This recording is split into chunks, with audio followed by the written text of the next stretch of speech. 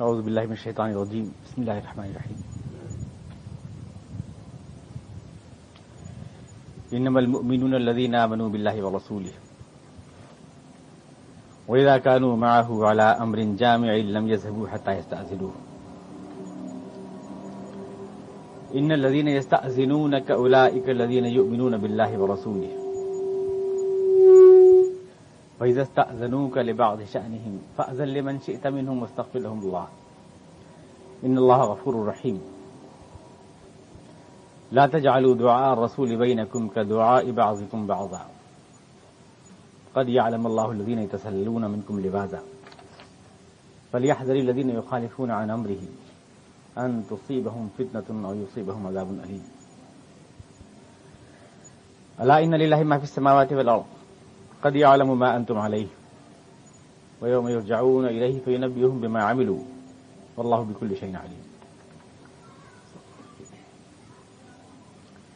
بے شک مسلمان تو صرف وہ ہیں جو حقیقی معنوں میں اللہ اور اس کے رسول پر ایمان لاتے ہیں، اور جب وہ اس کے ساتھ کسی اجتماعی کام میں ہوتے ہیں تو وہاں سے جاتے نہیں جب تک انہیں اجازت نہ ہو، اور جو تجھ سے اجازت مانگتے ہیں حقیقت میں وہی ہیں جو اللہ اور اس کے رسول پر ایمان رکھتے ہیں۔ اگر وہ اپنے کسی انفرادی کام میں تجھ سے اجازت چاہیں تو تو اپنی مرضی سے ان کو اجازت دے سکتا ہے، اور آپ ان کے لیے اللہ سے مغفرت کی دعا کریں پھر بھی، اور اللہ معاف کرنے والا مہربان ہے۔ لوگوں، تم رسول کی پکار کو ویسا نہ سمجھو جیسا تم ایک دوسرے کو پکارتے ہو۔ اللہ ان لوگوں کو جانتا ہے جو چپکے سے کھسک جاتے ہیں۔ جو لوگ تیرے احکام کی مخالفت کرتے ہیں انہیں ڈرنا چاہیے کہ وہ کسی مصیبت میں گرفتار نہ ہو جائیں یا اللہ کے کسی دردناک عذاب میں۔ لوگوں، زمین و آسمان میں جو کچھ ہے در حقیقت وہ اللہ کی ملکیت ہے، اور وہ یہ بھی جانتا ہے کہ تم اس وقت کس پوزیشن میں ہو، اور جب تم لوٹ کر اس کے پاس جاؤ گے تو وہ تمہارے اعمال کے بارے میں سب کچھ تم کو بتا دے گا، کیونکہ وہ ہر چیز سے خبر رکھتا ہے۔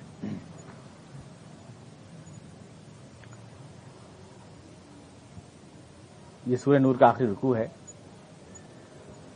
پچھلی آیات میں خاص طور سے آیت استخلاف جو رہی 8-10 ہفتے زیر بحث رہی، اس کا سیاق میں آپ کو بتا چکا ہوں۔ اس آیت اور سورہ نور کا جو شان نزول ہے، کیوں نازل ہوئی تھی، کن حالات میں، اور مسلمانوں کے لیے عروج و زوال کا قانون کیا ہے اللہ تعالیٰ کے ہاں، وہ آپ کے سامنے وضاحت سے آ چکا ہے۔ کیوں مسلمانوں کی دعائیں قبول نہیں ہوتی، اور کیوں یہ قوم ادبار سے نہیں ابھرتی۔ تمام دعائیں، جیسے میں نے آپ سے عرض کیا کہ ابھی عراق کی جنگ میں، افغانستان کی جنگ میں دنیا کے 150 کروڑ مسلمان دعا مانگتے رہے، اور اللہ نے دعا ریجیکٹ کر دی، نہیں تسلیم کی کسی کی بھی۔ اس لیے نہیں کہ اللہ تعالیٰ کا موڈ آف تھا، بلکہ اس لیے کہ اللہ نے جو اصول بنائے ہیں رجوع زوال کے، اس کو فالو نہیں کر رہی تھی یہ قوم۔ اور یہ بات نہیں ہے کہ کوئی بھی اللہ تعالیٰ کو جو ہے جوش دلا کر یا اللہ تعالیٰ کو چڑھا کر اپنا کوئی بات منوا سکتا ہے۔ جیسے دعاؤں کا ہمارا اصول ہے، اسلوب ہے کہ اللہ دکھا دے اپنی طاقت، تو ایسا کچھ نہیں ہے۔ اللہ میں طاقت نہیں دکھاتا ہے، کوئی باڈی بلڈنگ شو نہیں ہو رہا ہے۔ اللہ تعالیٰ کے اصول ہیں کچھ، ان اصولوں کے تحت وہ کسی قوم کو عروج دیتا ہے یا کسی قوم کو زوال دیتا ہے۔ تو اس کا پورا جو اللہ کا جو اصول ہے وہ آپ کے سامنے آیا، اور آیت استخلاف میں پوری تشریح کی آپ کے سامنے۔ اب یہ آج سمیٹ کے یہاں پر آ رہی ہے بات، اور یہاں پر اللہ تعالیٰ نے اس چیز کو، یہاں سورہ نور جو ہے بند ہو رہی ہے۔ بے شک مومن وہ ہیں، انما المؤمنون الذین آمنوا، جو ایمان لاتے ہیں۔ عجیب سا لفظ ہے، مومن وہ ہیں جو ایمان لاتے ہیں۔ انما المؤمنون الذین آمنوا باللہ ورسولہ، ظاہر ہے کہ مومن تو جب ہی کہلائیں گے جب ایمان لے آئے۔ اللہ تعالیٰ بتانا چاہتا ہے کہ ایمان کوئی لفظ نہیں ہے، ایمان جو ہے یہ ایک احساس ہے، شعور، محسوس کریں آپ اپنے ایمان کو۔ میں نے اللہ کو اپنا رب کہا ہے، میں نے اسے اپنا معبود کہا ہے، اپنا حاکم، اپنا آقا کہا ہے اس کو میں نے، بہت بڑا وچن دیا ہے میں نے اسے، بہت بڑا عہد کیا ہے میں نے اسے. مجھے محسوس کرنا چاہیے اس چیز کو پہلے. ایمان کی حقیقت کو جب تک محسوس نہ کریں، ایمان کوئی لفظ نہیں، ایمان تو ایک دھڑکن ہے، جذبہ، ایک نیا رشتہ اللہ سے، ایک نیا آؤٹ لک. سب کچھ بدل جاتا ہے اس اقرار کے بعد. سچ اور جھوٹ کے پیمانے، حلال و حرام کے پیمانے، کون میرا ہے کون پرایا، اس کے پیمانے. یہ نہیں ہو سکتا ہے کہ آپ اللہ کے ساتھ بھی رہیں اور اللہ کے دشمنوں کے ساتھ بھی رہیں، پھر یہ ممکن نہیں ہے. کیونکہ اللہ اپنے سے تعلق جوڑنے سے پہلے دوسروں سے تعلق توڑوا لیتا ہے. لا الہ الا اللہ، کوئی نہیں ہے پہلے یہ کہو، پھر کہو کہ مگر اللہ. دوسروں کا انکار کرا لیتا ہے وہ پہلے. تو یہ ایک نیا آؤٹ لک پیدا ہوتا ہے، ہمارا ایک نیا رشتہ پیدا ہوتا ہے اللہ تعالیٰ سے. کوئی آدمی کی کوشش کرے کہ اللہ میں سے بھی نبھاتا رہے اور دوسروں سے بھی نبھاتا رہے تو یہ ممکن نہیں ہے، اور یہ محسوس بھی نہیں ہوگا ایمان جب تک کہ آپ دوسروں سے کٹیں گے نہیں، جب تک اپنے اللہ کے لیے آپ کوئی قربانی نہیں دیں گے، جب تک کسی آگ میں نہیں کودیں گے، تب تک آپ ایمان کا، ابراہیمی ایمان کا لطف نہیں اٹھا سکتے. ایمان کا حقیقی لطف یہ ہے جب آدمی اللہ کے لیے کچھ قربان کرنے کا حوصلہ بھی دکھائے. جس جذبے کے لیے آپ کوئی زخم کھاتے ہیں یا کوئی الزام برداشت کرتے ہیں یا کچھ چھوڑتے ہیں آپ جس کے لیے، تبھی تو محسوس ہوتا ہے وہ. اور جو خالی پرمپرا ہو، اوروں کو بھی مانتے آ رہے ہیں، اسی ردے پہ اللہ میاں کا ردہ بھی چڑھا رہے ہیں، تو ایسا نہیں ہے. ایمان کو محسوس کریں آپ، شعور. یہ نہیں کہ میں مسلمانوں میں پیدا ہو گیا تو ٹھیک ہے مسلمان ہوں، اور یہ بھی نہیں کہ میں بیٹھتا ہوں اس ٹیم میں اس ٹولی میں لہذا اس کا سماجی دباؤ مجھ کو مسلمان بنائے ہوئے ہے. بلکہ اندر سے محسوس کریں آپ. یہ حقیقت پہلی چیز اللہ نے شرط رکھی، انما المؤمنون الذین آمنوا یا الذین آمنوا آمنوا. اے وہ لوگ جو ایمان والے بنتے ہو، ایمان لاؤ حقیقت میں، ایمان لاؤ حقیقت میں.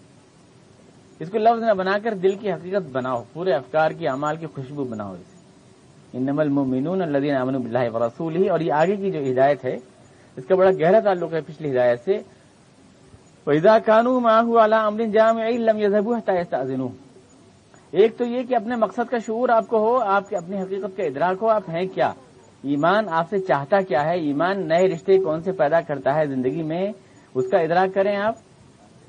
پہلی چیز تو یہ ہے. اور دوسری چیز یہ ہے کہ اذا كانوا معه على امر جامع لم يذهبوا حتى يستأذنوه. کوئی ایسا ہو جس کی اجازت کے بغیر آپ جائیں نہیں. یعنی ایک نظم قیادت، ایک اجتماعی تنظیم اور ایک قیادت آپ کی ہونی چاہیے. جب تک رسول خدا صلی اللہ علیہ وسلم تھے یہ مقام آپ کو حاصل تھا. اس کے بعد یہ نظم و انتظام، جیسے میں نے کیا کہ پہلے تو اپنی اینٹ کو پکا بنائیں آپ، اور پھر ان اینٹوں کو جوڑ کر مضبوط مسالے سے جوڑ کر ایک دیوار بنائیں. دو پروگرام دیے اللہ نے. پہلے آپ اپنے ایمان کو محسوس کریں اور اب آپ کیا ہے، آپ کی ہستی، آپ کی ذات، اور اس کے بعد پھر جوڑ کر ایک دیوار بنے. یہ ایک پروگرام جو دیا تھا، اس کی تفصیل آپ پچھلے درس میں آپ کے سامنے میں نے کی ہے. دو چیزیں اسی آیت میں اللہ تعالیٰ بتا رہا ہے، ایک تو ایمان اور ایک یہ کہ اذا كانوا معه على امر جامع لم يذهبوا حتى يستأذنوا. کسی بھی اجتماعی کام میں ہم ایک جٹ ہوں، ایک آواز ہوں. اجتماعی، اپنے اجتماعی مفادات میں ہم ایک جٹ ایک آواز ہوں، یہ کامیابی کا نسخہ ہے. ایمان یعنی شعور مقصد ہم کو ہو، اپنی شخصیت کی پہچان، انفرادیت کی ہم کیا ہیں، اور اس کے بعد پھر جڑ کر ایک تنظیم بنے تو پھر اپنے مقاصد کو اچیو کر سکتے ہیں. یہ دو چیزیں اللہ تعالیٰ نے یہاں پر دی ان آیتوں میں. تو ظاہر ہے کہ اس آیت استقلال سے گہرا تعلق ہے اس پروگرام کا، اسلام کے اندر تنظیم کا اور امیر کا اور ایک مرکزی شخصیت کا جو مقام دیا گیا ہے. اسلام میں بولتے جیسے میں نے آپ سے عرض کیا تھا، الیکشن کا نظام نہیں ہے بلکہ اسلام میں بیعت کا نظام ہے. ہم بیچ دیتے ہیں اپنے آپ کو کسی شخص کے ہاتھ. بیع کہتے ہیں بیچنے کو، بے نامہ آپ جانتے ہیں. بیعت کا نظام ہے اسلام میں. الیکشن کا نہیں ہے کہ 5 سال کے لیے کسی طرح سے 420 کر کے مردوں سے ووٹ ڈلوا کے دھوکے بازی کر کے بچوں کو لائن میں ٹھوس کے جیت گئے اور 5 سال تک جو چاہا بدماشی کی اور اس کے بعد پھر اگلے 5 سال. یہ اسلام میں سسٹم نہیں ہے. بلکہ اسلام میں یہ ہے کہ ایک ذات کو آپ پرکھتے ہیں، اس کو جو ہے ہر موڑ پہ آزماتے ہیں، اس کے بعد آپ اس سے مستقل طور سے وابستہ ہوتے ہیں. یہ تعلقات مستقل طور سے قائم رہتے ہیں. نظام بیعت ہے 5 سال کے لیے نہیں قائم ہوتا اسلام میں نظام، بلکہ جس کے ہاتھ آپ نے بیعت کر لی وہ تاحیات ہوتا ہے. اسلام کا نظام بیعت تاحیات ہے، 5 سال کی مدت کے لیے نہیں ہے. تو یہ ہے. اور پھر اطاعت امیر ہے کہ آپ اسلام کا جو سماجی سسٹم ہے، مسجد سے جوڑ کر آپ کو پھر ایک شخص سے جوڑا جاتا ہے آپ کو، اور جیسا کہنا ہے اسے ہٹنا نہیں ہے. پھر یہ اسلام کا نظام ہے. ہم اسی اسلامی نظامی اجتماعی سے محروم ہوئے، اس لیے ہمارے نتائج نہیں نکلتے. حضور نے اقدس سے فرمایا کہ تمہارا امیر کوئی نکتہ حبشی بھی ہو تو تمہیں اس کی بے چون و چرا اطاعت کرنا ہے. پہلے آپ اپنا ایک مرکزی قائد بنا لیں، اور اس کے بعد لم یذهبوا حتى يستأذنوا، ہلیں نہیں کہیں بھی، آپ کی کوئی رائے نہیں. اب وہ جو آپ کو رائے دے رہا ہے اس کے مطابق آپ کو چلنا ہے، کہیں آپ کو جانا نہیں. اسلام کا نظام عمارت جو ہے مقامی سطح پر، پھر ملکی سطح پر، پھر بین الاقوامی سطح پر، یہ الگ الگ دائرے بنیں گے. لیکن یہ اللہ کے رسول نے فرمایا کہ لا اسلام الا بالجماعہ، اسلام جو ہے تنظیم کے بغیر نہیں ہے. اور تنظیم دائرہ ہے، اور دائرے کا ایک سینٹر ہوتا ہے. دنیا میں ہر چیز کا ایک سینٹر، دائرہ گول. حضرت علی نے فرمایا نا کہ اسلام ایک دائرہ ہے، الحقیقت دائرۃ، ایک دائرہ ہے. ظاہر ہے ہر دائرے کے لیے ایک سینٹر ہوتا ہے. جیسے ایٹم کے لیے ایک مرکز سینٹر ہوتا ہے، اس کے مطلب نیوٹرون اور پروٹون دونوں گھومتے ہیں اس کے چاروں طرف، یا آسمان کے ستارے سیارے ہیں سب گھومتے ہیں، یا زمین گھومتی ہے سورج کے چاروں طرف. ہر چیز کا ایک دائرہ ہوتا ہے، آربٹ ہوتا ہے، اس کے چاروں طرف وہ گھومتے ہیں. دنیا میں پورا نظام اللہ کا یہی ہے. اسی طرح سے دنیا کے اندر کام چلانے کے لیے بھی ایک دائرہ بنایا جاتا ہے، اس کی ایک مرکزی شخصیت ہوتی ہے، اس کا آپ ہر جگہ بنائیں گے اور اسی کے کہنے پر چلیں گے. یہ نہیں کہ ہر ایک اپنی رائے چلا رہا ہے اور ایک اپنے اس پہ مشورے پہ چل رہا ہے. اسی طرح سے قوم جو ڈسٹرب ہوتی. حضور اقدس کی حدیث ہے جس کو مسلم میں بخاری نے روایت کیا. ہم کو وہ والی حدیث تو یاد ہے کہ اسلام کے 5 ارکان ہیں. بنی الاسلام علی 5، شہادۃ اللہ الہ الا اللہ والصلاۃ والصوم والزکوۃ والحج. یہ حدیث بہت یاد ہے، پوسٹر بھی لکھی ہوئی ہوتی ہے کہ اسلام کی بنیاد 5 چیزوں پر ہے. اور اس میں ایک تو کہتے ہیں لوگ توحید، اور ایک کہتے ہیں نماز، روزہ اور زکوٰۃ اور حج. یہ 5 بنیادیں اسلام کی بتاتے ہیں. حالانکہ توحید اسلام کی بنیاد نہیں ہے، توحید ہمارے ایمان کی بنیاد ہے. اسلام تو اعمال کا نام ہے. حضور اقدس صلی اللہ علیہ وسلم نے جو 5 چیزیں ہم کو دی ہیں، پلرز دی ہیں، اس حدیث میں جو مشہور ہے اس میں شہادت لا الہ الا اللہ کا لفظ بولا آپ نے، توحید کا لفظ نہیں بولا. یعنی دنیا کے سامنے اس بات کی گواہی دینا کہ اللہ کے سوا کوئی بھی آقا نہیں ہے ہمارا. یہ عمل ہے. اور وہ چیز توحید تو ہمارا ایمان ہے، وہ تو ہمارا اعتقاد ہے، وہ ہمارے دل میں چھپی ہوئی حقیقت ہے. اور اسلام کی بنیاد ان 5 اعمال پر جو ہمیں کرنے ہیں، اس میں اللہ کے رسول نے پہلے بتائی شہادت لا الہ الا اللہ.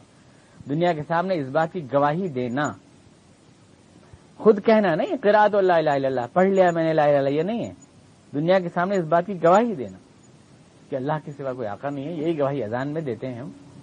تو یہ حدیث خمس ہے، یہ بہت مشہور ہے.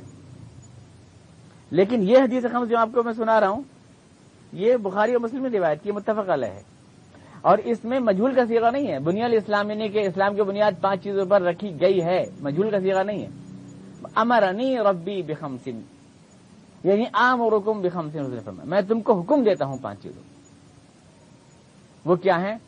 الجماعہ، اپنی ایک جماعت بنا کے رہو، تنظیم بنا کے رہو. والسمع والطاعہ، اور تمہارا امیر جو کہے اس کو سننا ہے اور ماننا ہے. والسمع والطاعہ والہجرہ والجہاد فی سبیل اللہ، اور اللہ کے لیے اپنے سارے ارمانوں کو تیاگ دینا ہے، سارے مفادات کو تیاگ دینا ہے، اور اللہ کی راہ میں اتنا اسٹرگل کرنا ہے جتنا ہمارے بس میں. یہ حدیث خمسے مختلف الفاظ سے روایت کی گئی ہے. اس کی خبر نہیں مسلمانوں. یہ امر کے صیغے کے ساتھ، یہ مجہول کے صیغے کے ساتھ نہیں ہے. اصل حدیث خمس یہی ہے، یعنی اسلام کی بنیاد ان 5 چیزوں پر، الجماعہ والسمع والطاعہ والہجرہ والجہاد فی سبیل اللہ. اس حدیث کا حوالہ تو مجھے یاد نہیں ہے جو مشہور ہے عوام میں، 5 اسلام کی بنیاد 5 چیزوں پر ہے. لیکن یہ حدیث کا حوالہ تو معلوم، بخاری اور مسلم اور صحیح میں سب میں ہے یہ، اور صیغہ امر کے ساتھ ہے. یہ عام مسلمانوں کو یا معلوم نہیں ہے. یہ حدیث اس لیے معلوم نہیں ہے کہ عام مسلمانوں کو جو دین کا تصور ملا ہے غلامی کے دور میں، اس کے اندر کوئی ایسا سسٹم جو ہمیں ایک جماعت بناتا ہو اور ہمیں ایک اسٹرگل کے لیے طاقت بناتا ہو، وہ ہمارے ذہن سے اوجھل ہے. اور ہمیں مسجد کے آنگن میں بند کرنے والا اسلام زیادہ محفوظ لگتا ہے. اس لیے ہمیں وہ حدیث یاد ہے جو ہمیں وہاں تک مطمئن کرتی ہے. لیکن جو حدیث ہم کو اسٹرگل کے لیے آمادہ کرتی ہے، جماعت بنانے کے لیے، اطاعت امیر کے لیے، اور ایک پورا سسٹم بنانے کے لیے، وہ ہمارے علم میں بھی نہیں ہے. حالانکہ اصل حدیث خمس وہی ہے، ہمارے علم میں بھی نہیں ہے. تو یہ اللہ کے رسول نے فرمایا کہ لا اسلام الا بالجماعہ، مسلمان ہے ہی نہیں جب تک اس کی تنظیم نہ ہو. اس پہ دار و مدار ہے اسلام کا کہ ہم ایک ٹیم بنتے ہیں. دنیا میں بھی کوئی کام آپ ٹیم بغیر کر نہیں سکتے. وہ پچھلی آیت جو استخلاف تھی, دنیا میں اسلام کا غلبہ, مسلمانوں کا غلبہ ہے تو بہت بڑا کام ہے. میں نے ایک بار عرض کیا تھا, جیب بھی کاٹنی ہو تو گینگ بنائے بغیر نہیں کاٹ سکتے آپ.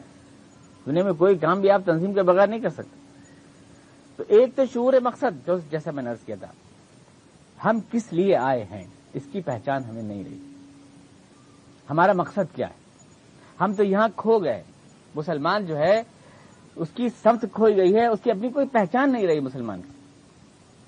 مثال کے طور پر بھارت میں ہمیں ہر آدمی یہ سبق دیتا ہے کہ ہم یہاں کی گنگا جمنا تہذیب کے اندر مل کر کے اور یہاں کی ایک لادینی تہذیب کے احیاء کے لیے اور جمہوری تہذیب کے احیاء کے لیے کام کریں. ہر ایک یہ سبق دیتا ہے ہمیں, اور کوئی چارہ نہیں ہمارے آگے. اس کے علاوہ یہاں کی جو نیشنل پارٹیز ہیں ان کے ساتھ مل کے کام کریں, ہمارے لیے اور کوئی چارہ نہیں. ہر آدمی یہی تو دیتا ہے, یہی سبق تو ہم کو سکھاتا ہے.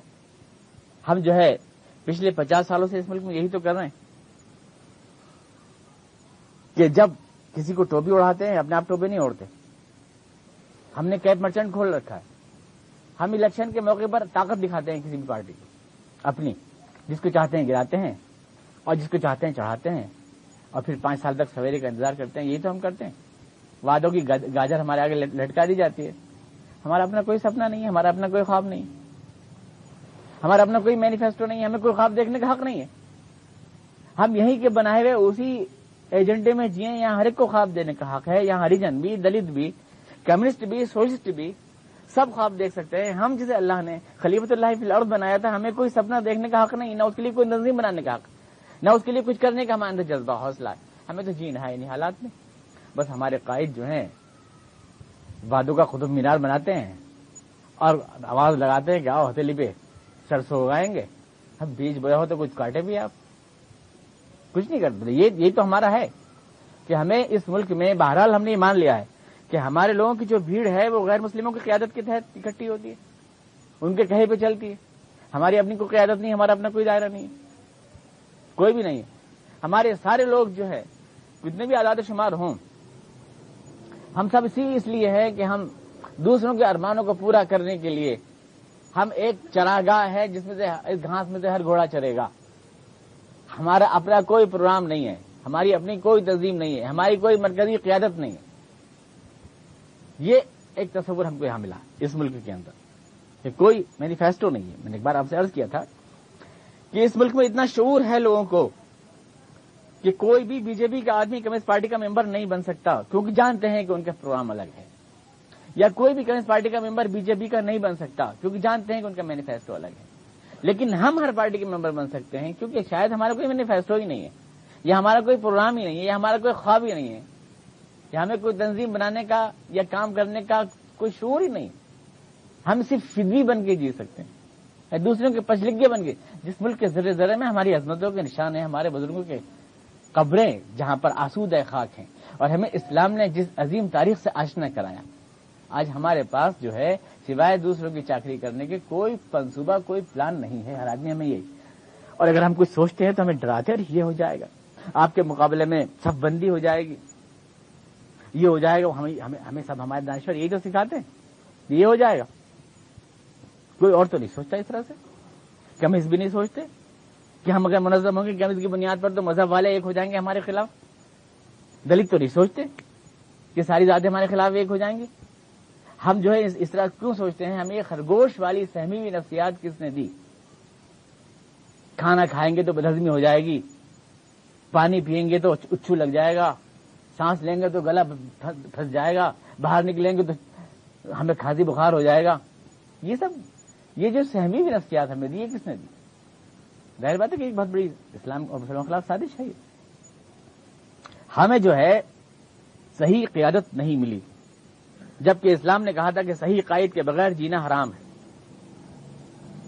جس کے دل میں, اللہ کے رسول نے فرمایا تھا کہ جس کے گلے میں کسی کی بیعت کا پھندا نہیں ہے وہ مات میتۃ جاہلیہ, وہ اسلام کی موت نہیں مرتا.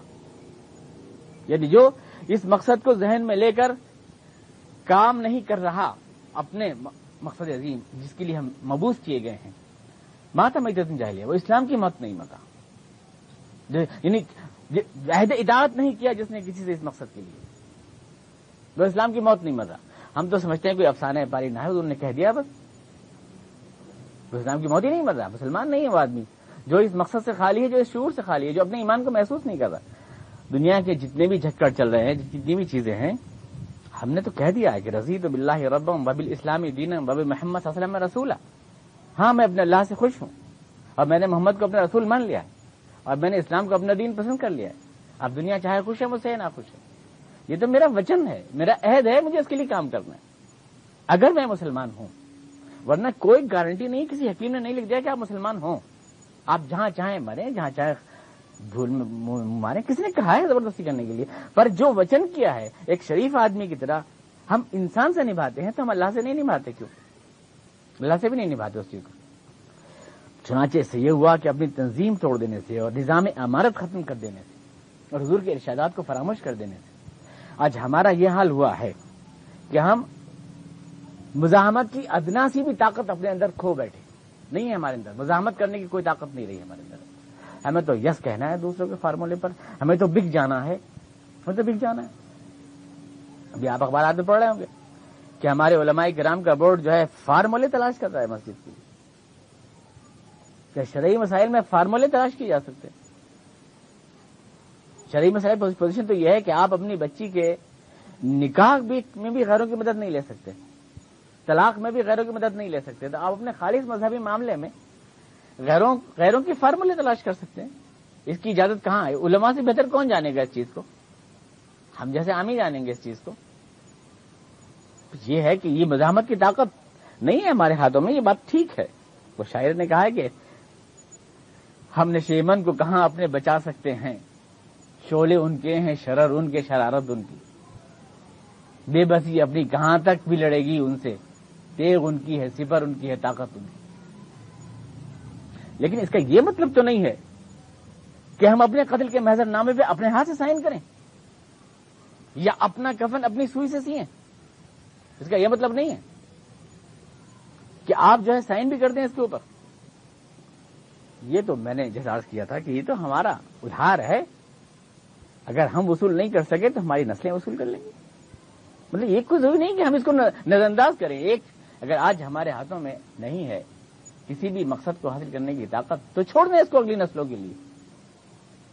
لیکن یہ کہ بیچے نہیں اپنی غیرت کو، اپنی عزت کو، اور اس مقصد کا شعور پیدا کریں جس کے لیے اللہ نے آپ کو پیدا کیا ہے. میں کہتا ہوں آپ سے کہ ہماری حکومت کا چلا جانا یہ کوئی نقصان نہیں ہے مسلمانوں کے لیے، یا ہماری کسی مسجد یا عمارت کا ڈھا جانا بھی کوئی نقصان نہیں ہے. اصل نقصان ہماری سوچ کا بدل جانا ہے کہ ہم اپنی پہچان کھو بیٹھے، ہم اپنے مقصد کھو بیٹھے، ہم غیروں کے غلام بن گئے. بے غیرت لوگ ہمارے ہاں دانشور کہلائے اور بک جانے والے لوگ حضرت کہلائے، حضرت والا کہلائے. قوم کی غیرت کو بیچ کر پیسے کمانے والے لوگ حضرت والا کہلائے.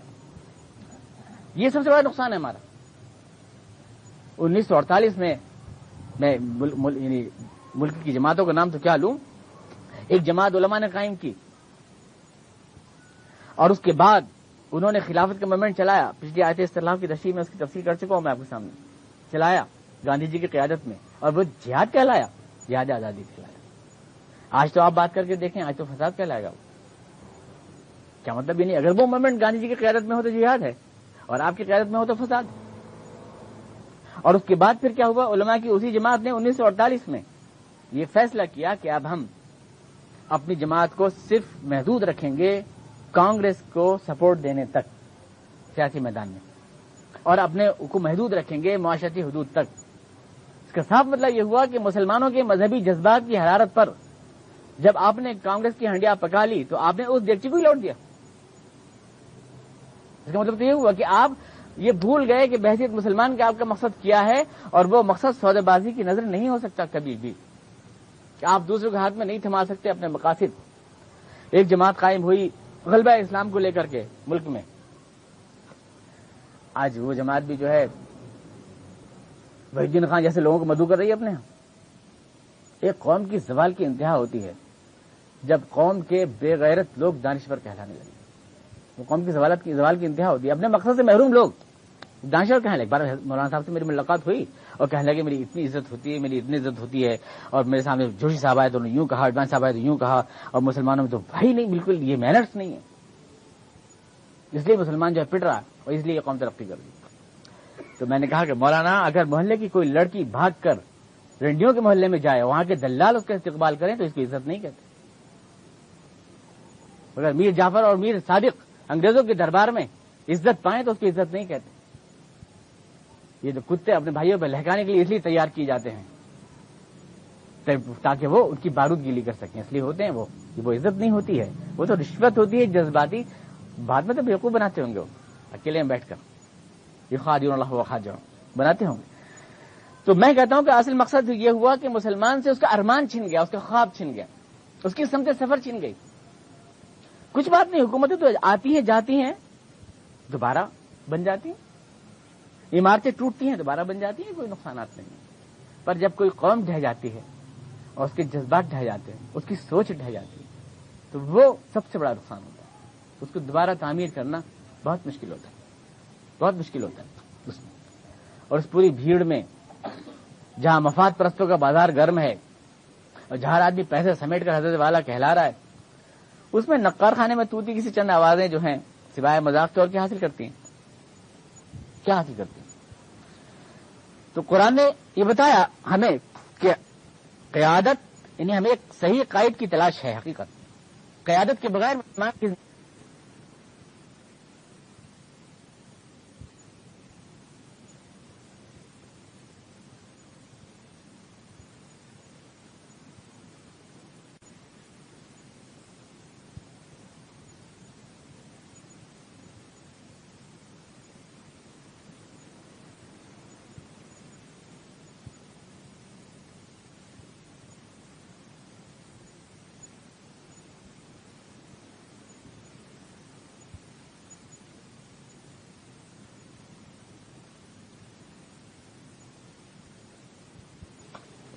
جس طرح سے قیادت کی، ہم دیکھتے ہیں کہ اصل میں صحیح قائد میں کہتا ہوں کہ ہم کو ہماری بدقسمتی ہے یا یہ کہ ہم اپنے مقصد سے دور ہوئے تو اس کی لعنت ہے کہ ہمیں صحیح قیادت ملی نہیں ہے. برسوں سے نہیں ملی ہمیں صحیح قیادت. ہم لحاظ کے مارے کہتے نہیں ہیں، لیکن مسلمانوں کی صلاحیتیں اور مسلمانوں کے ارمان اور خواب برباد کیے گئے ہیں غلط مقاصد کے لیے. ہمیشہ ہم جس نظام کی خدمت کرتے ہیں اس نے ہمیں آج تک کچھ دیا، مطلب، اور جو 50 برس کے تجربے کے بعد بھی تجربے کیے چلے جا رہے ہیں، کریں شوق سے کرتے رہیں، کوئی حرج نہیں. اپنے مقصد سے محروم کو یاد دلانے. ہمیں تو اب بڑے بڑے لوگوں کے نام آتے ہیں، میں نام لینا نہیں چاہتا ہوں، جو ہمیں قائد کے نام سے جانے جاتے ہیں، ورنہ میں آپ کے سامنے تجزیہ کرتا، لیکن ہمارے میں ہم نام نہیں لیتے جماعتوں کا، شخصیتوں کا، لیکن ان کی قیادتوں کا تجزیہ کرتا میں، اور جو میسج مسلمانوں کو انہوں نے دیا اس کا بھی تجزیہ کرتا، اور اس سے کیا ملا ہمیں وہ بھی آپ کے سامنے. مسلمانوں کو اللہ نہ تو وہ قائد ملے جو ہر دکھ سکھ میں شریک ہو ملت کی، اور نہ وہ ملت ملی ان کو جو ان کے ساتھ آواز پہ لبیک کہتے. دو طرفہ وہ ہے. اللہ کے رسول میں ہم دیکھتے ہیں، اللہ کے رسول جو ہے ہمارے لیے نمونہ ہے، قیادت میں بھی نمونہ ہے ہمارے لیے. جب تک آپ زندگی میں تھے آپ ملت کے قائد تھے، اس کے بعد خلیفہ آئے آپ کے جو آپ کی جگہ قائم مقام ہوئے. خلیفہ کا مطلب ہی قائم مقام ہوتا ہے. اس کے بعد تمام آخر قیامت تک سارے وہ لوگ جو اولی الامر ہیں، اطیعوا اللہ واطیعوا الرسول واولی الامر منکم، وہ قائم مقام ہوں گے اللہ کے رسول صلی اللہ علیہ وسلم. یعنی ان کی اطاعت ایسی بے چون و چرا کی جائے گی. یہی ہے قوم کی فلاح و ترقی کا راز، مقامی سطح پر یا ملکی سطح پر یا بین الاقوامی سطح پر. شیعوں نے اس کو کیا ہے، اور اسی لیے شیعہ ایران ایک طاقتور قوم ہے. نظام امارت کو انہوں نے برقرار رکھا ہے، اپنے مذہبی اساس بنا کر برقرار رکھا ہے. اس لیے ان کو کوئی چھین بین نہیں کر سکتا. ہم نے توڑ دیا اس کو، اس لیے ہم ایک معذور اور بے ضرر قوم بن کے رہ گئے. ہم کچھ نہیں کر سکتے. ہم تو 10 یہاں پاکٹ سے بن کر زیرو ہو گئے. ہمارے اندر کوئی طاقت نہیں رہی ہے. حقیقت میں ہم کوئی چیز نہیں ہے. اللہ کے رسول نے کس طرح سے قیادت کی ہم یہ دیکھیں، اور صحابہ کرام نے اس قیادت کو کس طرح قبول کیا. اللہ کے رسول کو سراج منیر کہا گیا قرآن کے. یاہی نبی ارسلنا کا شاہدہ و مبشرا و نذیرا و داعیا الی اللہ باذنہ و سراجا منیرا. سورج کہا گیا اللہ کے رسول کو قرآن کریم میں. سورج کیا ہے؟ سورج سوتوں کو جگاتا ہے، حرارت ہے، روشنی ہے. یہ قرآن کریم میں کہا گیا. داعی ہے، داعیا الی اللہ باذنہ و سراجا منیرا. تو ہم حضور کا تو خیر حضور تو نہیں ہو سکتے. ہم تو حضور کا لاکھواں حصہ بھی نہیں ہو سکتے.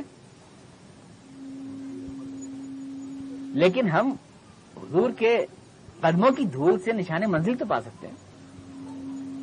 مطلب یہ کہ آپ کی ذات تو اتنی مکمل ہے ہمارے لیے, سب کچھ آپ کے ہاں ملتا ہے ہمیں, قیادت بھی, قیادت کا سلیقہ بھی, اور مقصد کا شعور بھی, قوم کی تنظیم کا طریقہ بھی, سب کچھ ہمیں ملتا ہے. رہن صاحب بھائی میں ڈسٹرب ہو رہا ہوں, رہن دیجیے. سلیقہ بھی ملتا ہے, سب کچھ ملتا ہے حضور کی زندگی میں.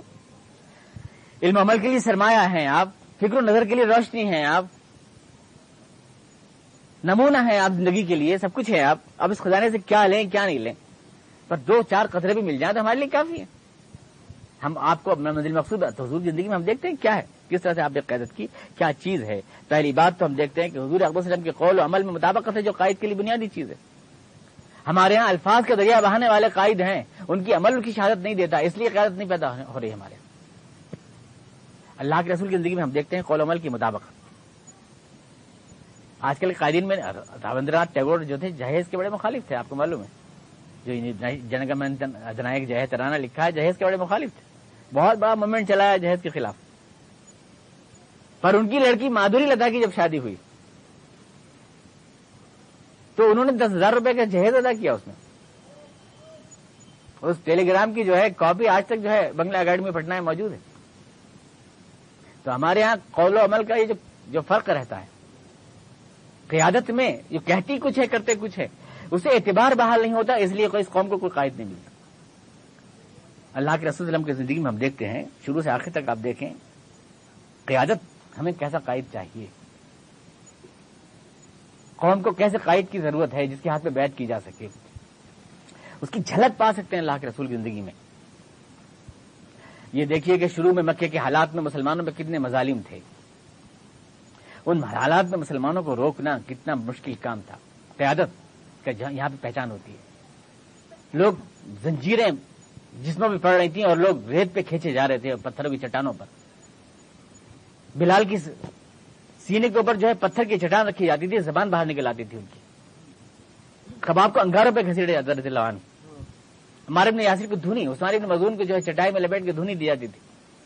حضرت سمیہ کو نیزے مارے گئے, ٹانگے جناب عمار کی 2 اونٹوں پہ ٹانگے مان کے بیچ میں چیڑ دیا گیا. اس طرح مظالم ہوئے. ان حالات میں مسلمانوں کو روکے رکھنا دین کے اوپر یہ کتنی زبردست صلاحیت چاہتا ہے. اور اللہ کے رسول صلی اللہ علیہ وسلم نے جو تربیت گاہ قائم کی دار ارقم, تو یہ بات نہیں تھی کہ اللہ کے رسول صلی اللہ علیہ وسلم خود الگ تھے قائم تھے, بلکہ ساری مصائب میں برابر کے شریک تھے اللہ کے رسول صلی اللہ علیہ وسلم. لیکن ان مصائب سے نکالنے کے لیے جب ہجرت کا مرحلہ آیا تو آپ دیکھیں یہ ہے قیادت کی پہچان کہ اللہ کے رسول نے ایک ایک آدمی کو مدینے بھیج دیا, لیکن خود جناب ابوبکر صدیق رضی اللہ عنہ کے ساتھ اکیلے مکے میں رہے. دشمنوں کے طوفان میں, سیلاب کے جھکڑوں میں وہ چٹان اکیلے ٹکراتی رہی. سارے مسلمان پہنچا دیے, ساری دھوپ اپنے اوپر لی درخت کی طرح اور چھاؤں دی اپنے ساتھیوں. یہ ہوتی ہے قائد. سب سے آخر میں گئے. آج کا قائد تو کہتا ہے خون کا آخری قطرہ ہم بہائیں گے. خون کا پہلا قطرے کا سوال نہیں کرتا ہے کون بہائے گا, وہ تو قوم بہائے گی سب سے آخر. لیکن حضور صلی اللہ علیہ وسلم کی زندگی میں آپ دیکھیں گے کہ آپ یہ ہے قیادت کہ اپنے صحابہ کرام کو سب نے اپنے کر کے سب سے آخر میں آپ تشریف لے گئے. اس کے بعد آپ دیکھیں قیادت. غار ثور میں ابوبکر صدیق کا حوصلہ ٹوٹ رہا ہے. اللہ کے رسول یہ مکے کے کفار تو آ گئے, ہمیں دیکھ لیں, نیچے جھانک لیں تو ہم نے دکھائی دے جائیں گے, کیا ہوگا. اللہ کے رسول فرماتے ہیں نہیں, ایک قائد کو سرنگ کے آخری سرے پر سورج کے نکلنے کا کیسا یقین ہوتا ہے. یہ اندھیرا ہے تو کیا ہوا, پر سویرے آئیں گے, یہ کہہ کے دل نے میرے حوصلے بڑھائے ہیں, غموں کی دھوپ کے آگے خوشی کے سائے. نہیں ابوبکر لا تحزن ان اللہ معنا, کوئی غم نہ کر, اللہ ہمارے ساتھ. یہ حوصلہ بڑھانا مشکل حالات میں, یہ ہے قیادت کی پہچان.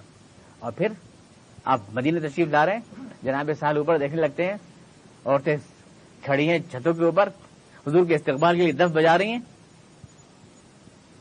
سہل نوجوان اوپر دیکھنے لگتے ہیں تو یہ نہیں کہ حضور پھٹکارتے ہیں ڈانٹتے ہیں, پیچھے سے جا کے چہرہ موڑ دیتے ہیں. اور پھر مکے میں قحط پڑتا ہے تو آپ انہی لوگوں سے, لوٹے پٹے لوگوں سے اکٹھا کر کے غلہ اور پیسے اپنے دشمنوں کو بھیجتے ہیں. یہ ہے قیادت. اور پھر بدر کا جنگ مرحلہ پیش آتا ہے تو آپ اکیلے گھوڑے پر چکر لگاتے ہیں پورے مدینے کا اور سارے لوگوں کو سلاتے ہیں مدینے. घबराओ नहीं, मैं सब देख रहा हूं। इसे कहते हैं क़ियादत। और उसके बाद जब बदर के मैदान में खून बहाने का मरहला आता है तो अंसार से कहते हैं कि नहीं, तुम तो हमारे मेजबानों, पीछे खड़ो, हमजा चचा तुम आगे बढ़ो, दामाद अली तुम आगे बढ़ो, कि पहले मेरे घर से खून दिया जाए। इसको कहते हैं क़ियादत। और फिर जब ज़कात का हुक्म आता है तो आयशा पहले तू अपने कंगन उतार और फातिमा तू अपने कंगन उतार, इसको कहते हैं क़ियादत। और जब ज़कात लेने का नंबर आता है तो नहीं, कोई हाशमी कोई फातिमी क़यामत तक ज़कात नहीं लेगा, ताकि कल को कोई यूं न कहे कि ये सब पैसे जमा करने का ड्रामा था। इसको कहते हैं क़ियादत। और फिर उहद में सहाबा किराम कहते हैं जहां दुश्मनों को जमघटा है वहां हुजूर खड़े दिखाई देते थे, जहां अशजाउल अरब भी दिखाई न देता था वहां हुजूर दिखाई देते थे। और फिर गड्ढे में गिरते हैं, दंदाने मुबारक खोद की कड़ियां गड़ जाती हैं, दंदाने मुबारक शहीद हो जाते हैं। और उसके बाद जख्मी हालात में पहाड़ पर चढ़ रहे हैं, अबू सुफियान नारा लगाता है ओलो हुबल, हुबल ऊंचा रहे। तो आप कहते हैं उमर जवाब दो कि अल्लाह वाला वाजल नहीं, अल्लाह ही सब बुलंद रहेगा। उन टूटे हुए लोगों को जो टूटे फूटे हैं, फिर आप हुक्म देते हैं कि नहीं इनका पीछा करो। हम दाउल असद तक 8 मील तक पीछा करते हैं, आप उन्हीं पट्टियां बंधी हुई हैं, जख्में तलवारें टूटी हुई हैं, आप करते हैं कि नहीं इनका पीछा करो। इसको कहते हैं क़ियादत। सुलह हुदैबिया के अंदर सहाबे किराम जोश में भरपूर हैं और कोई सुलह करने को तैयार नहीं है। आगे बढ़कर अपना ऊंट पहले काट देते हैं, अल्लाह के रसूल सल्लल्लाहु अलैहि वसल्लम अपना हल्क पहले करा लेते हैं। फिर सहाबे किराम से बर्दाश्त नहीं होता, हुजूर तो कराएं और हम न कराएं, और सब टूट पड़ते हैं। अंसार जो है कहने लगते हैं कि माले गनीमत जो है महाजिरीन क्यों ले जा रहे हैं। एक इंतशार बर्पा हो जाता है अंसार और महाजिरीन में। अब यहां पर जाहिली असबियतें उभर आने का मरहला दरपेश है, कैसे कंट्रोल करे कायद। अंसार महाजिरीन से बरसरे पैकार हैं। तो वहां पर अल्लाह के रसूल खड़े होकर कहते हैं कि या गिरोहे माशरे अंसार, क्या यह हकीकत नहीं है कि अल्लाह ने मेरी वजह से तुम्हें ईमान की तौफीक दी? क्या यह हकीकत नहीं है कि तुम गुमराह थे, खुदा ने तुम्हें राह रास्त पर लगाया? क्या हकीकत नहीं कि तुम बेसरो सामान थे, खुदा ने सब कुछ तुम्हें अता किया?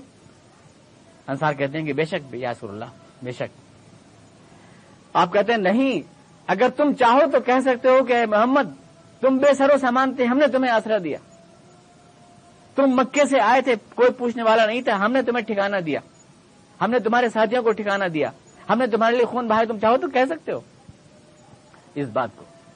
लेकिन क्या तुम्हें यह पसंद नहीं ए मैशर अंसार कि ये महाजिरीन भेड़ बकरियां ले जाएं और तुम मोहम्मद को अपने साथ ले जाओ? अंसार की दाढ़ियां तर हो गई रोते रोते। रजीना या रसूलल्लाह, रजीना भी या रसूलल्लाह, या अल्लाह के रसूल हम आपको लेके खुश हैं, भेड़ बकरियां इनको दे दीजिए। ये है क़यादत।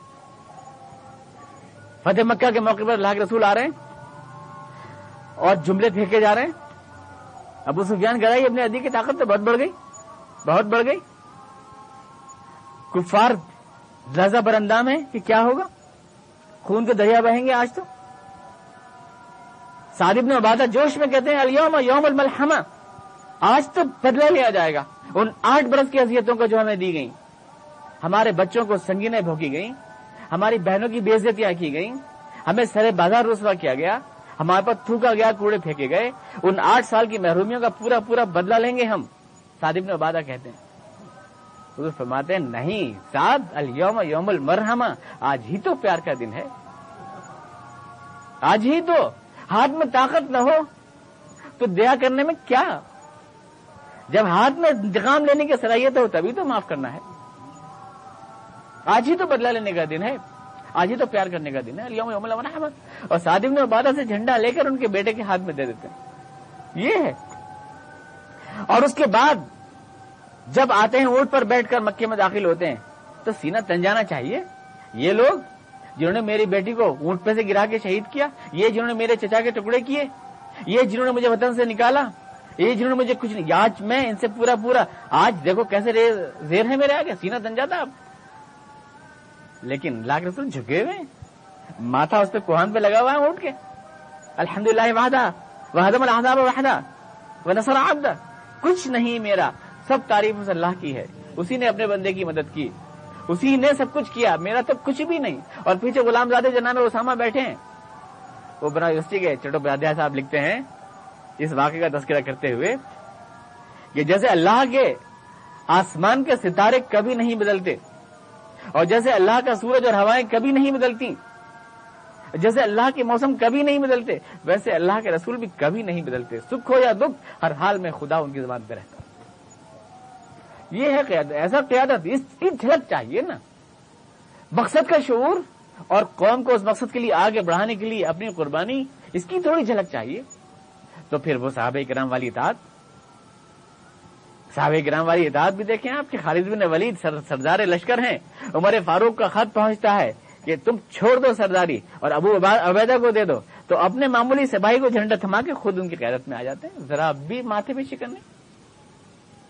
یہ ہے اطاعت و قیادت۔ اس طرح امیر کے حکم کے اوپر، آرڈر پر کچھ بھی دل میں ہو نہیں تمنا، یا جناب علی اور معاویہ کے درمیان میں جھگڑا ہے اور قیصر روم اس جھگڑے کو استعمال کرنا چاہتا ہے کہ کس طرح سے ان کو آپس میں لڑا کر کے میں اسلام کی طاقت کو پاش پاش کر دوں، تو فوراً جناب معاویہ لکھتے ہیں کہ او رومی کتے، تو اگر دو بھائیوں کے اختلاف سے فائدہ اٹھانا چاہتا ہے تو یہ سمجھ لے کہ علی کی قیادت میں جو لشکر تجھ سے لڑنے جائے گا معاویہ اس کا ادنا غلام ہوگا۔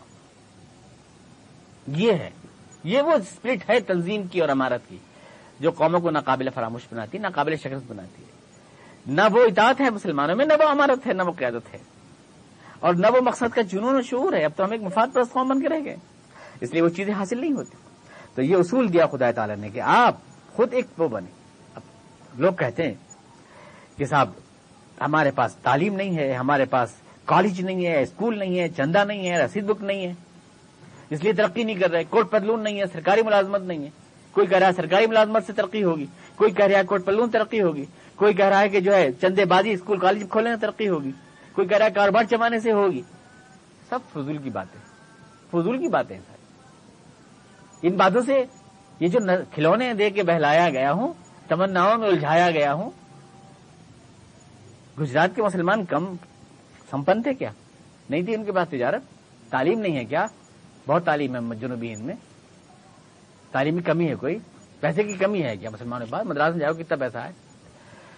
سبب کچھ اور ہے تو جس کو خود سمجھتا ہے، زوال بندے مومن کا بے زری سے نہیں۔ اقبال نے کہا تھا تیری خاک میں ہے اگر شرر تو خیال فقر و غنا نہ کر، کہ جہاں میں نانے شعیر پر ہے مدار قوت حیدری۔ چوک کی روٹی کھا کے علی مرتضیٰ نے خیبر کا دروازہ الٹ دیا۔ تم سمجھتے ہو کہ ان چیزوں سے کچھ ہوتا؟ یہ نہیں، اصل چیز جو قوموں کو بناتی ہے طاقتور وہ ہے اپنے مقصد کا جنون اور اس کے لیے مل جل کر کام کرنے کا جذبہ، ٹیم اسپرٹ۔ یہ چیز بناتی ہے، اس کے بغیر سب کچھ بیکار ہے۔ آپ کچھ بھی کر لیں سب کچھ بیکار ہے جب تک یہ چیز پیدا نہیں ہو جاتی اس قوم میں، اور جب تک اس قوم کو وجود سمجھا نہیں دیتے آپ اس کو یہ کس لیے پیدا ہوئی ہے، کیا ہے ان کے سامنے ان کا مقصد، اور جب تک مسلکی اختلافات کو بازار پر بیچ کر لوگوں کی چاندی ہو رہی ہے تب تک آپ یہ خواب بھی نہیں دیکھ سکتے۔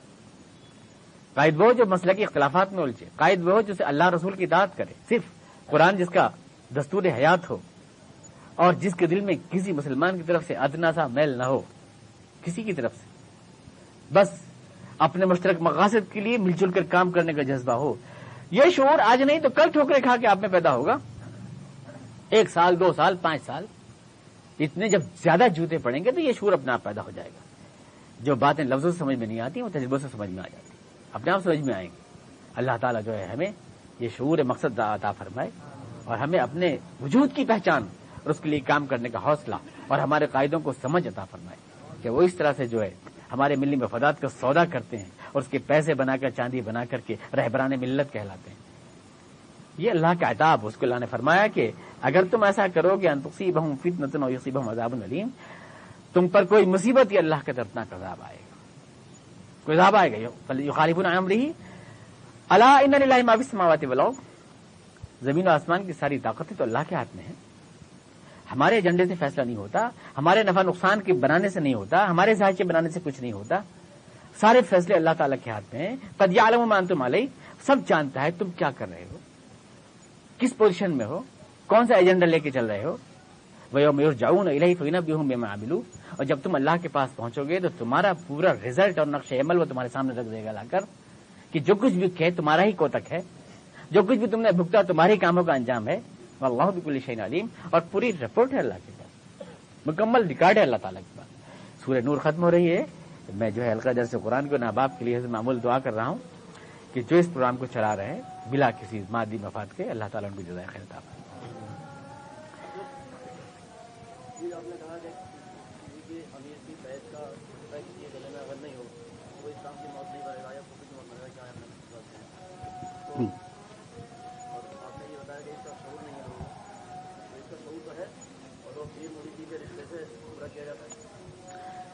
یہ وہ والے مرید نہیں بنا دیں، وہ پیر نہیں بنا دیں. یہ جو ہم لوگوں نے جو ہے بانٹ لیا ہے، ہماری دنیا پہ تو ان خدا فراموش لیڈروں نے قبضہ کر لیا ہے، اور ہماری آخرت کے اوپر ان کھوا پیروں نے اور مولویوں نے قبضہ کر لیا ہے. سمجھا آپ؟ یہ مراد نہیں ہے اس سے، بالکل نہیں. وہ تو میں نے کہا نا، جس مقصد سے ہم پیدا ہوئے اس مقصد کے لیے ٹیم بنا کے ہم کام کریں. یہاں تو جو ہے تعویذ نذرانے اور اس کے لیے ہو رہا ہے سارا کام. یہ تو کاروبار ہے اس کے نام.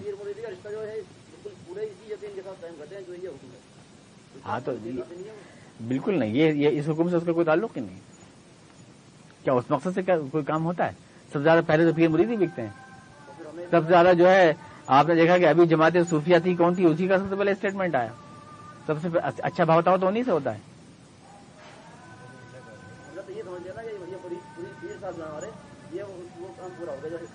ہرگز نہیں، اس سے کوئی تعلق ہی نہیں. وہ تو انہوں نے کیموفلاجنگ کی، انہوں نے قرآن کریم کے الفاظ کو اپنے کاروبار کے لیے استعمال کیا. اس بینر کو اپنی دکان پہ لگا لیا انہوں نے. اب لوگ سمجھ رہے ہیں میں قرآن کا مال خرید رہا ہوں، وہاں پیر صاحب کے اکاؤنٹ بھر رہے ہیں. وہ اس کا کوئی تعلق نہیں. وہ تو ڈبل ہوں گے، ایک تو قرآن کے ساتھ کیموفلاجنگ، اور ایک یہ کہ وہ بدعنوانی جو قوم کے پیسے کے ساتھ کر رہے ہیں، وہ دو طرفہ حساب دینا پڑے گا اللہ کے.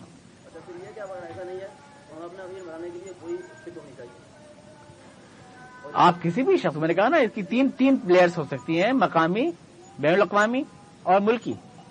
آپ کہیں بھی نہیں. اسلام میں حکم یہ ہے کہ اگر آپ تین بھی ہیں تو اپنا ایک امیر بنائیں. اسلام میں حکم ہے اگر آپ تین بھی ہیں تو اپنا ایک امیر بنائیے. اکیلا کام کوئی مت کیجیے. اگر آپ سفر میں بھی جا رہے ہیں تو اپنے ایک امیر بنائیے. اسلام نے حکم دیا ہے. مطلب آپ اکیلے رہنا آپ کو جائز نہیں ہے. سفر میں کہیں بھی جا رہے ہیں آپ، کوئی بھی کام، زکوٰۃ، روزہ، نماز، کوئی بھی اکیلے نہیں کر سکتے. آپ جو ہے ہر کام جماعت سے کریں. نماز آپ کی با جماعت ہے، زکوٰۃ بھی آپ کی با جماعت ہے، روزہ بھی آپ کا با جماعت ہے، اور حج بھی آپ کی با جماعت ہے. اور آپ کہیں سفر میں جائیں تو بھی با جماعت، کیونکہ آپ ایک ٹیم ہے، اور ٹیم کا احساس آپ کو رہنا چاہیے. آپ قرآن کی تعلیمات بڑی تفصیل کے ساتھ دے رہے ہیں، تو ہمارے اندر چیز ہونی چاہیے نا کہ ہمارا کوئی امیر ہو. امیر کا مطلب یہ نہیں ہے کہ آپ کوئی فارم بھریں. جس شخص کو بھی آپ اپنے دل، قلب و ذہن کے اندر مان لیتے ہیں وہ آپ کا امیر ہے. ایک جماعت اجتماعی طور پر، اجتماعی طور سے آپ تشکیل دیں، کوئی بھی نظم بنائیں. میں نے آپ سے عرض کیا، آپ مٹی کے کچے ڈلوں کو سیمنٹ سے جوڑ لیں تو کوئی فائدہ نہیں ہے. پہلے اینٹ کو مضبوط بنائیں، پھر اینٹیں جب مضبوط ہوں تو ان میں سیمنٹ مضبوط لگائیں، تو ابھی دیوار مضبوط بنے گی. مسالہ مضبوط بنائیں. ایک سوال یہ ہے، جیسا آپ نے مسجد کے لیے کہا کہ مسجد شہریوں کو چھوڑ دیا جائے، تو اس سے کیا ویسے چھوڑ دیا جائے؟ مطلب ہمیں احساس رکھے. نہیں، میں نے مسئلہ نہیں سمجھا. میں کسی بھی قوم کے لیے مسجد کا ڈھا دینا، یہ عمارت کا ڈھا دینا، یہ کوئی بہت بڑا نقصان نہیں ہے. عمارتیں ڈھہتی ہیں، بن جاتی ہیں، حکومتیں جاتی ہیں، آ جاتی ہیں. ایک قوم اپنے خواب سے، اپنی سوچ سے محروم ہو جائے، یہ بہت بڑا نقصان ہے. ڈھی ہوئی قوم کو اٹھانا بہت مشکل ہوتا ہے، سمجھانا اس کو. میں یہ نہیں کہہ رہا ہوں کہ اس کو چھوڑ دیا جائے، یہ نہیں کہہ رہا ہوں. مطلب اس سے بڑا نقصان ہے یہ جو ہوا، یہ اس سے بڑا نقصان ہے جو آپ کو ہوا کہ آپ عمارت ڈھی لیکن آپ جو ڈھہ گئے، اور آپ نے جو مطلب یہ کہ ذہنی پسماندگی قبول کر لی، یہ بہت بڑا نقصان ہے. اور یہی چاہتے بھی ہیں آپ کے جو مخالفین.